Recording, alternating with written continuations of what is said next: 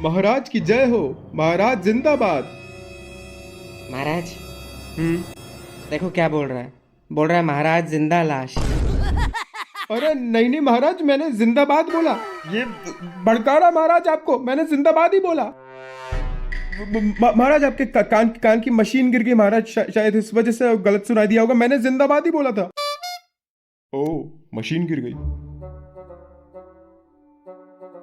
हाँ बोलो।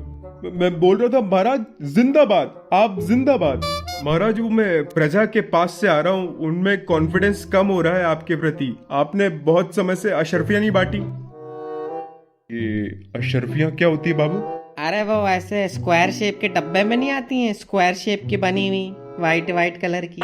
वो बर्फियां होती है बे। तो तुम बताओ अशर्फिया क्या होती है? वो अपना सेनापति है, कहीं उसकी बात तो नहीं कर रही प्रजा? अबे वो अशरफ अली है बे, उसको कैसे बांटोगे प्रजा में? Ashrafia sounds like a non living object. कुछ रिवॉर्ड प्राइस की बात कर रहे होंगे यार वो। मैं सजेस्ट करूंगा महाराज, आज प्रजा के बीच में चक्कर मार के आते हैं, थोड़ा उनके भी दुख दर्द सुन लेते हैं। अबे आज संडे है यार, today is the day for Netflix and chill. रोज भी तो साला यही करता है चितकबरा चमगादड़। ओ, कुछ कहा तुमने? नहीं महाराज हम बताएं, ये जनता वंता को छोड़िए और पास के गांव में चलते हैं। वो आपकी आइटम है ना झुंझलावती, उसको देखने। जब बात, तुम इतनी मधुर बातें बोलते हो इसलिए हमारे करीब रहते हो। सीखो कुछ इससे। हमारी माने तो महाराज झुंझलावती से दूर रहिए, एक नंबर की गोल्ड डिगर औरत है। गोल्ड आपके पास बचा ही कितना महाराज जो वो डिग करके ले जाएगी। ये गले में आपने चेन भी तांबे की पहन रखी है लोगों को फालतू इम्प्रेस करने के लिए। बात तो सही है।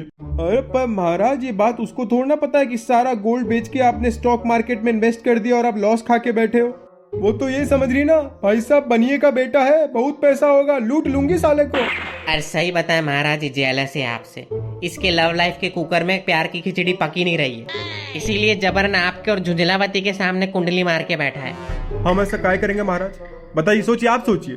हमको पता है झुंझलावती हमारी लीग से दूर है, हम जाएंगे नहीं उधर। हमारा चक्कर वैसे भी डमरूगढ़ की दासी झमकुड़ी से चल रहा है। उसको कब पटाया तुम?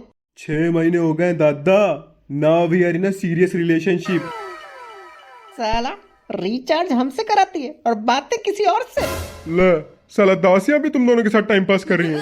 साला हमारे साथ भी इतना बड़ा धोखा, इससे रिचार्ज करवा रही है वो। अब तुम दोनों अंडा छीलो बैठ के, इसलिए तो हम कहते हैं हमारी झुंझलावती से बेटर कोई नहीं। दोनों ने पटाई दासी, दोनों बन गए कूल। दासी ने पटाया दोनों को, बन गए ब्लडी फूल। महाराज एक खतरनाक खबर लाया हूँ। अरे पिंकी आओ आओ। महाराज एक ऐसी खबर है जिसको सुन के आपके तोते उड़ जाएंगे। और तोते तो आज इन दोनों के उड़े हुए हैं पिंकी। बताओ बताओ। महाराज पता चला है कि अपने पास वाले गांव की जो रानी थी झुंझलावती, वो रानी नहीं है, डमरूगढ़ नाम के किसी गांव की दासी है, जमकुड़ी।